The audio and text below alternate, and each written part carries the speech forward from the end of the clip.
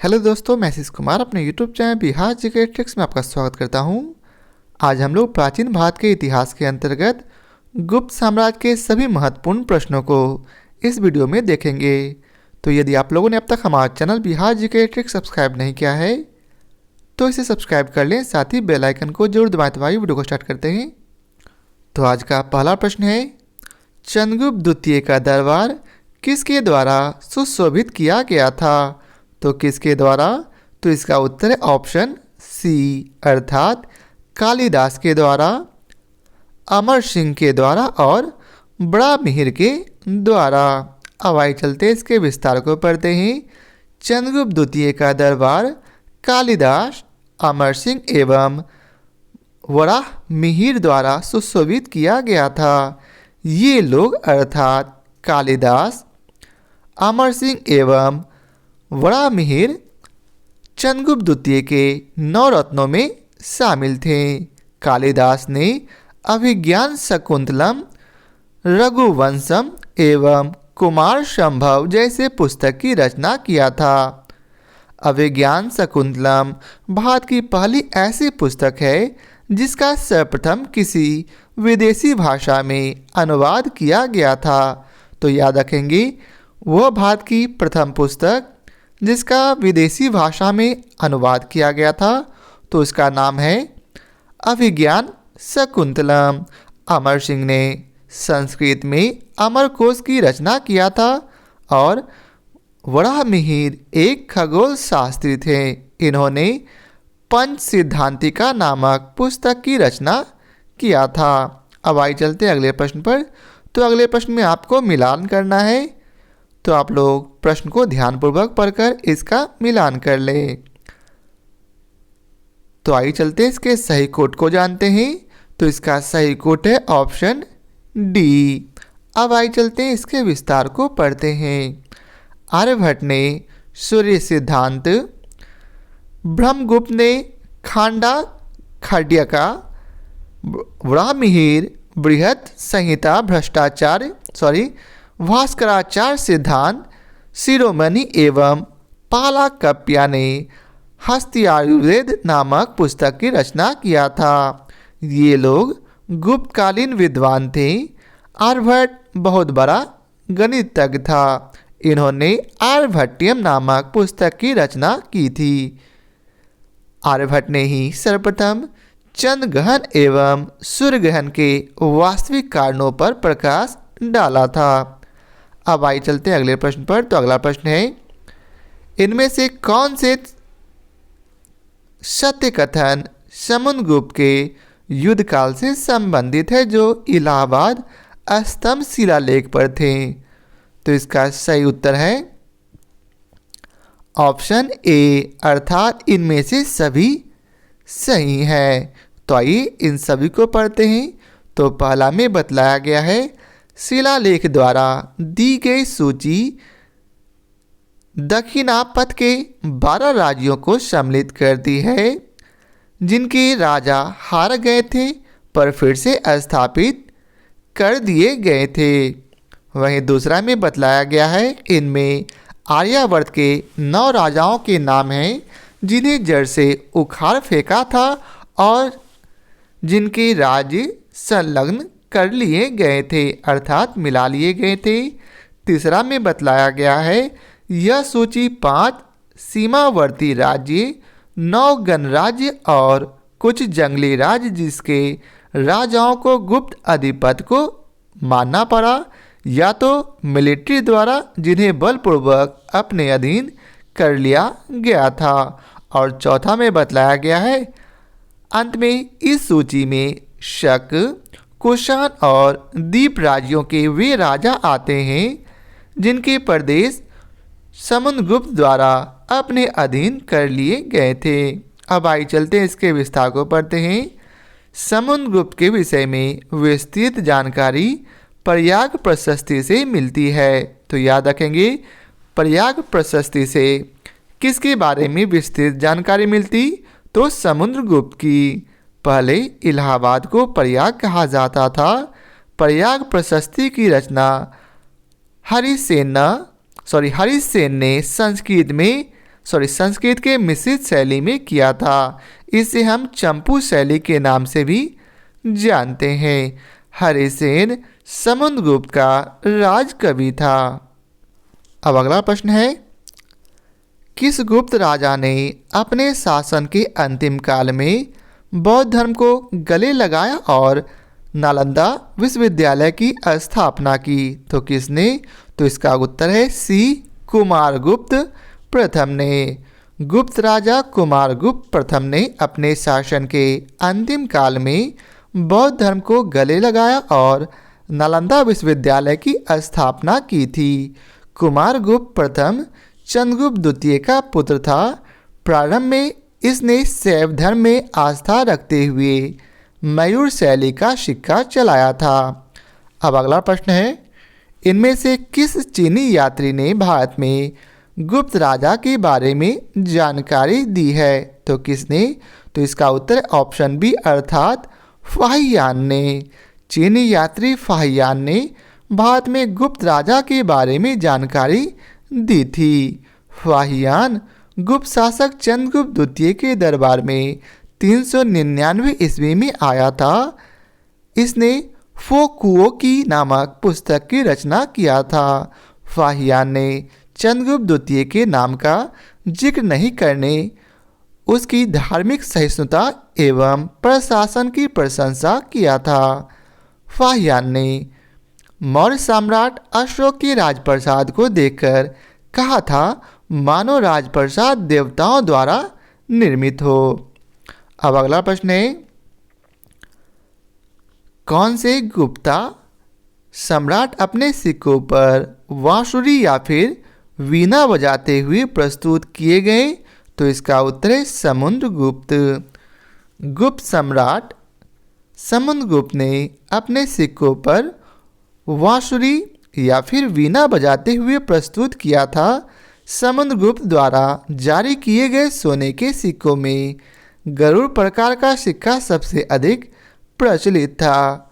गरुड़ नामक पक्षी गुप्त काल का राजकीय प्रतीक था। अब अगला प्रश्न है, गुप्त युग किसके द्वारा और कब प्रारंभ हुआ? तो इसका उत्तर है चंद्रगुप्त प्रथम के द्वारा 320 एडी में। गुप्त युग चंद्रगुप्त प्रथम द्वारा 320 ईस्वी में प्रारंभ हुआ था। गुप्त राजवंश की स्थापना श्री गुप्त ने किया था, लेकिन गुप्त राजवंश का वास्तविक संस्थापक चंद्रगुप्त प्रथम को माना जाता है। इसने गद्दी पर बैठने के उपलक्ष्य में गुप्त संवत 319 से 320 ईस्वी में चलाया था। गुप्त राजवंश का यह पहला शासक था जिसने महाराजा धीराज की उपाधि धारण किया था। अब अगला प्रश्न है, इनमें से किस गुप्त राजा ने मौर्य काल की प्रसिद्ध सुदर्शन झील की मरम्मत इतिहास में द्वितीय बार कराई थी? पहली बार मरम्मत रुद्रदामन प्रथम ने कराई थी। तो इसका उत्तर दूसरी बार स्कंदगुप्त ने कराई थी। गुप्त राजा स्कंदगुप्त ने मौर्य काल की प्रसिद्ध सुदर्शन झील की मरम्मत इतिहास में द्वितीय बार करवाया था। पहली बार मरम्मत रुद्रदामन प्रथम ने करवाया था। स्कंदगुप्त के समय में सौराष्ट्र प्रांत के प्रांतपति पर्णदत्त के पुत्र चक्रपालित ने सुदर्शन झील का पुनर्निर्माण करवाया था तथा झील के बगल में एक विष्णु मंदिर का निर्माण करवाया था। अब अगला प्रश्न है, किस गुप्त राजा ने अपने शासन के अंतिम काल में बौद्ध धर्म को गले लगाया और नालंदा विश्वविद्यालय की स्थापना की? तो इसका उत्तर है डी अर्थात कुमारगुप्त ने। गुप्त राजा कुमारगुप्त प्रथम ने अपने शासन के अंतिम काल में बौद्ध धर्म को गले लगाया और नालंदा विश्वविद्यालय की स्थापना की। कुमारगुप्त प्रथम के मंदसौर अभिलेख से पता चलता है कि रेशम बुनकरों की श्रेणी ने सूर्य मंदिर का निर्माण करवाया था। मंदसौर अभिलेख मालवा से प्राप्त हुआ है। अब अगला प्रश्न है, प्रथम गुप्त राजा कौन था? तो प्रथम गुप्त राजा श्रीगुप्त था। प्रथम गुप्त राजा श्रीगुप्त था।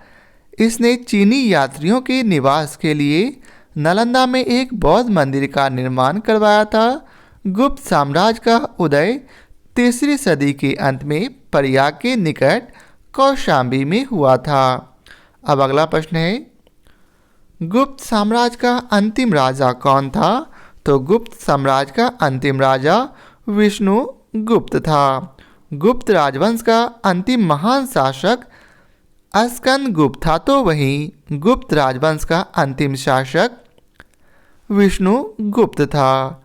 भानुगुप्त के एरन नामक अभिलेख से सती प्रथा के विषय में जानकारी मिलती है। अब अगला प्रश्न है, इनमें से कौन सा एक शिलालेख लौह स्तंभ पर पाया गया?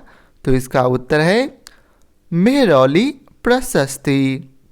मेहरौली प्रशस्ति शिलालेख लौह स्तंभ पर पाया गया है। मेहरौली लौह स्तंभ शिलालेख दक्षिणी दिल्ली में स्थित है। इसमें गुप्त वंश के शासक चंद्रगुप्त द्वितीय का नाम चंद्र मिलता है। अब अगला प्रश्न है, प्रसिद्ध इलाहाबाद प्रशस्ति का लेखक कौन था? तो प्रसिद्ध इलाहाबाद प्रशस्ति का लेखक हरिसेन था। प्रसिद्ध इलाहाबाद प्रशस्ति का लेखक हरिसेन था। इलाहाबाद प्रशस्ति को हम प्रयाग प्रशस्ति के नाम से भी जानते हैं। इसकी रचना संस्कृत के मिश्रित शैली में की गई है। इसे हम चंपू शैली के नाम से भी जानते हैं। हरिसेन समुद्रगुप्त का राज्य कवि था। अब अगला प्रश्न है, कालिदास के कार्य हैं? तो इसका उत्तर है उपरोक्त सभी, अर्थात अभिज्ञान शाकुंतलम, मेघदूत, रघुवंशम, मालविका, अग्निमित्रम, ऋतु संहार, कुमार संभव, ये सभी जो हैं कालिदास के कार्य हैं। कालिदास के कार्य हैं अभिज्ञान शाकुंतलम, मेघदूत, रघुवंशम, मालविका, अग्निमित्रम, ऋतु संहार एवं कुमार संभव। अभिज्ञान शाकुंतलम भारत की पहली ऐसी पुस्तक है जिसका सर्वप्रथम किसी विदेशी भाषा में अनुवाद किया गया था। विष्णु शर्मा की रचना पंचतंत्र भारत की पहली ऐसी पुस्तक है जिसका सबसे अधिक बार विदेशी भाषा में अनुवाद किया गया था। अब अगला प्रश्न है, इन प्रसिद्ध प्राचीन भारतीय खगोल शास्त्रियों गणितज्ञों को कालक्रम के अनुसार लगाइए। तो इसका सही उत्तर है ऑप्शन बी, अर्थात सबसे पहले आर्यभट्ट आए, उसके बाद वराहमिहिर, फिर ब्रह्मगुप्त और सबसे लास्ट में भाष्यकर। आर्यभट्ट ने आर्यभट्टीय सूर्य सिद्धांत, वराहमिहिर ने बृहत संहिता पद सिद्धांतिका, ब्रह्मगुप्त ने ब्रह्म सिद्धांत नामक पुस्तक की रचना की थी, तो वहीं भास्कर प्रथम ने महाभाष्यकर्ण, लघु भाष्यकर्ण जैसी पुस्तक की रचना की थी। अब अगला प्रश्न है, किस गुप्त राजा को सरकार की पदवी मिली है? तो इसका उत्तर चंद्रगुप्त द्वितीय को। गुप्त राजा चंद्रगुप्त द्वितीय को सरकार की पदवी मिली थी। चंद्रगुप्त द्वितीय ने वैष्णव धर्म में आस्था रखते हुए परम भागवत की उपाधि धारण किया था। इसने पश्चिम के शक राजा रुद्र सिंह तृतीय को पराजित करने के उपलक्ष्य में विक्रम आदित्य की उपाधि धारण किया था तथा सिंह विक्रम प्रकार का सिक्का चलाया था। अब अगला प्रश्न है, निम्नलिखित में से कौन गुप्त काल में अपनी आयुर्विज्ञान विषयक रचना के लिए जाना जाता है? तो कौन जाना जाता? तो इसका उत्तर ऑप्शन सी, अर्थात शौनक। गुप्त काल में अपनी आयुर्विज्ञान विषयक रचना के लिए शौनक को जाना जाता है। सुश्रुतवी गुप्त काल के बहुत बड़ा आयुर्वेद का चिकित्सक थे। चिकित्सा के क्षेत्र में वाग्भट ने आयुर्वेद के प्रसिद्ध ग्रंथ अष्टांग हृदय की रचना की। आयुर्वेद की एक और ग्रंथ नवनीतकम की रचना भी गुप्त काल में हुई थी। धन्वंतरी गुप्त काल में आयुर्वेद के चिकित्सक थे। अब अगला प्रश्न है, अगले प्रश्न में आपको मिलान करना है, तो आप लोग प्रश्न को ध्यानपूर्वक पढ़कर इसका मिलान कर लें। तो आइए चलते हैं इसके सही कोड को जानते हैं। तो इसका सही कोड है ऑप्शन बी। अब आइए चलते हैं इसके विस्तार को पढ़ते हैं। पहला है, मालती माधव जैसी पुस्तक की रचना भवभूति ने किया था। किसने? भवभूति ने। यह मालवी के शासक यशोवर्मन के दरबार में था। दूसरा, शिशुपाल वध जैसी पुस्तक की रचना माघ ने किया था। तीसरा, पंच सिद्धांतिका जैसी पुस्तक की रचना वराहमिहिर ने किया था। यह गुप्तकालीन महान खगोल शास्त्री था। चौथा है, मिलिंद पन्हो जैसी पुस्तक की रचना पाली भाषा में नागसेन ने किया था। नागसेन ही हिंद यवन शासक मिलिंद को बौद्ध धर्म में दीक्षित किया था। मिलिंद को ही हम मिनांडर के नाम से भी जानते हैं। अब अगला प्रश्न है, वैष्णव मत किन शासकों के संरक्षण में अपने चरमोत्कर्ष पर पहुंचा? तो इसका उत्तर है गुप्त शासकों के। वैष्णव मत गुप्त शासकों के संरक्षण में अपने चरमोत्कर्ष पर पहुंचा था। गुप्त काल में वैष्णव धर्म को राजधर्म घोषित किया गया था। गुप्त शासक चंद्रगुप्त द्वितीय ने वैष्णव मत में आस्था व्यक्त करते हुए परम भागवत की उपाधि धारण की थी।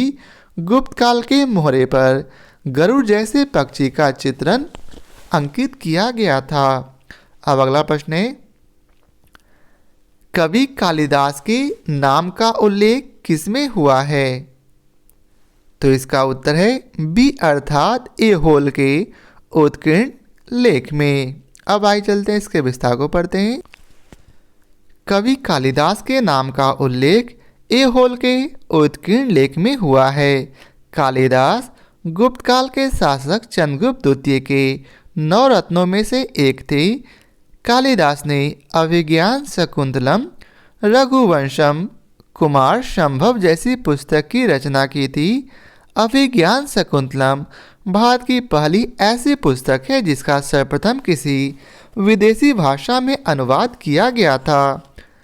विष्णु शर्मा की रचना पंचतंत्र पहली ऐसी पुस्तक है जिसका सबसे अधिक बार किसी विदेशी भाषा में अनुवाद किया गया था। अब अगला प्रश्न है, निम्नलिखित में से कौन सा साहित्यकार गुप्त युग का है? तो इसका उत्तर है उपयुक्त सभी साहित्यकार जो हैं गुप्त युग के हैं, अर्थात भारवी, कालिदास और विशाखदत्त, ये तीनों जो हैं गुप्त युग के हैं। अब आइए चलते इसके विस्तार को पढ़ते हैं। कालिदास एवं विशाखदत्त गुप्तकालीन साहित्यकार थे। कालिदास ने अभिज्ञान शकुंतलम, रघुवंशम एवं कुमार संभव जैसी पुस्तक की रचना की थी। विशाखदत्त ने मुद्रा राक्षस एवं देवी चंद्रगुप्तम जैसी पुस्तक की रचना की थी।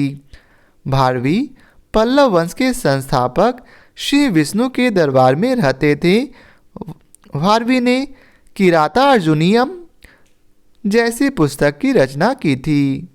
अब अगला प्रश्न है, नालंदा विश्वविद्यालय में 3 महान पुस्तकालय थे।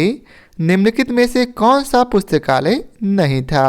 तो इसका उत्तर है बी अर्थात रत्न शोधक पुस्तकालय नालंदा विश्वविद्यालय में नहीं था।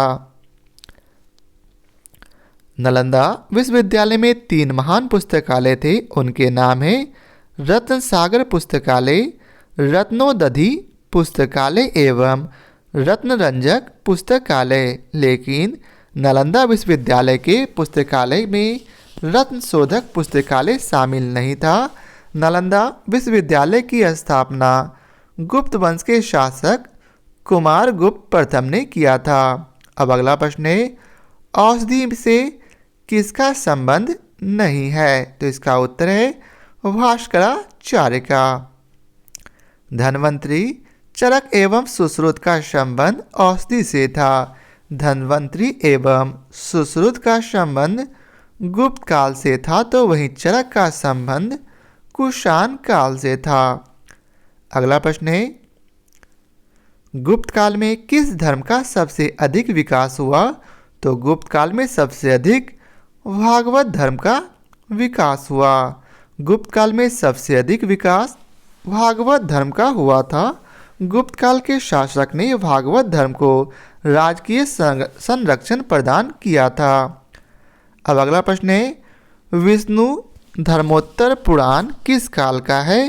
तो इसका उत्तर है बी, गुप्त काल का। विष्णु धर्मोत्तर पुराण गुप्त काल का है। अब अगला प्रश्न है, पहला गुप्त शासक जिसने सिक्के जारी किए थे? तो इसका उत्तर है बी, चंद्रगुप्त प्रथम। पहला गुप्त शासक चंद्रगुप्त प्रथम था जिसने सिक्के जारी किए थे। चंद्रगुप्त प्रथम ने वैशाली की लिच्छवी राजकुमारी कुमार देवी के साथ विवाह किया था। इस विवाह के उपलक्ष्य में उसने जो सिक्का जारी किया था उसे हम राजा रानी प्रकार का सिक्का एवं विवाह प्रकार के सिक्के के नाम से जानते हैं। चंद्रगुप्त प्रथम गुप्त राजवंश का पहला शासक था जिसने महाराजाधिराज की उपाधि धारण की थी। अब अगला प्रश्न है, गुप्त सम्राट जिसने हुनों को पराजित किया था? तो इसका उत्तर है स्कंद गुप्त। गुप्त सम्राट स्कंद गुप्त ने हुनों को पराजित किया था। हुन मध्य एशिया के आक्रमणकारी थे। अब अगला प्रश्न है, चंद्रगुप्त द्वितीय ने अपनी बेटी प्रभावती का विवाह किससे किया? तो इसका उत्तर है रुद्रसेन द्वितीय से। चंद्रगुप्त द्वितीय ने अपनी बेटी प्रभावती गुप्त की शादी बकाटक राजा रुद्रसेन द्वितीय के साथ किया था। गुप्त वंश के शासक चंद्रगुप्त द्वितीय ने नाग राजकुमारी कुबेर नागा के साथ विवाह किया था। इस विवाह के फलस्वरूप उसे एक पुत्री की प्राप्ति हुई थी जिसका नाम प्रभावती गुप्त था। अब अगला प्रश्न है, गुप्त सोने के सिक्कों की निधियों में सर्वप्रथम कौन सी निधि प्रकाश में आई? तो इसका उत्तर है बी, काली घाट निधि। गुप्त सोने के सिक्कों की निधियों में सर्वप्रथम काली घाट निधि प्रकाश में आई। गुप्त काल में सोने के सिक्के को दिनार कहा जाता था, तो वहीं चांदी के सिक्कों को रुपया कहा जाता था। दैनिक जीवन में कौड़ी का प्रयोग किया जाता था। अब अगला प्रश्न है, अष्टांग हृदय किस विषय का ग्रंथ है? तो इसका उत्तर है बी, आयुर्विज्ञान का। चिकित्सा के क्षेत्र में वाग्भट ने आयुर्वेद के प्रसिद्ध ग्रंथ अष्टांग हृदय की रचना की थी। आयुर्वेद की एक और ग्रंथ नवनीत क्रम की रचना भी गुप्त काल में हुई थी। चंद्रगुप्त द्वितीय के दरबार का प्रसिद्ध आयुर्वेदाचार्य एवं चिकित्सक धन्वंतरी था। अब अगला प्रश्न है, प्राचीन भारत में मंदिरों को दी जाने वाली भूमि को क्या कहा जाता था? तो इसका उत्तर है डी, देव दे। प्राचीन भारत में मंदिरों को दी जाने वाली भूमि को देव दे कहा जाता था। अग्रहार सिर्फ ब्राह्मणों को प्राप्त होने वाला अनुदान था। इसके अंतर्गत आने वाली भूमि कर मुक्त होती थी। अब अगला प्रश्न है, किस गुप्त सम्राट ने अपना नाम कविराज रखा था? तो इसका उत्तर है समुद्रगुप्त ने। समुद्रगुप्त को इतिहास में हम कविराज के नाम से भी जानते हैं। समुद्रगुप्त के सिक्कों पर हमें वीणा बजाते हुए दिखाया गया है। उसके द्वारा जारी किए गए सिक्कों में गरुड़ प्रकार का सिक्का सबसे अधिक प्रचलित था। इतिहासकार स्मिथ ने समुद्रगुप्त की सैन्य उपलब्धि को देखते हुए उसे भारत का नेपोलियन कहकर पुकारा था। अब अगला प्रश्न है, प्रसिद्ध कवि कालिदास किसके दरबार में रहते थे? तो इसका उत्तर है चंद्रगुप्त द्वितीय के। तो आज के लिए यहीं रहने दीजिए, बाकी के प्रश्न हम लोग नेक्स्ट पार्ट में देखेंगे।